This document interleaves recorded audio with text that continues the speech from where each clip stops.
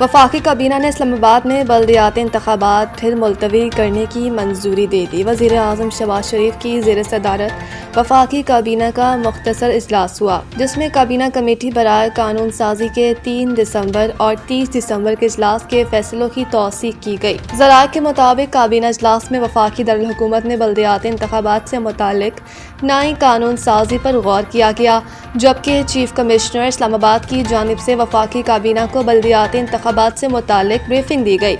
ذرائع کا کہنا ہے کہ وفاقی کابینہ نے چیف کمشنر اسلام آباد کی بریفنگ کے بعد اسلام آباد میں بلدیاتی انتخابات پھر ملتوی کرنے کی منظوری دے دی۔ ذرائع کا بتانا ہے کہ کابینہ نے اسلام آباد میں پنجاب طرز کے بلدیاتی انتخابات کی قانون سازی کی بھی منظوری دے دی ہے۔ یاد رہے کہ الیکشن کمیشن نے اسلام آباد کے بلدیاتی انتخابات کے لیے 15 فروری کی تاریخ مقرر کی تھی، جبکہ 16 فروری سے 19 فروری تک نتائج مرتب کیے جانے تھے۔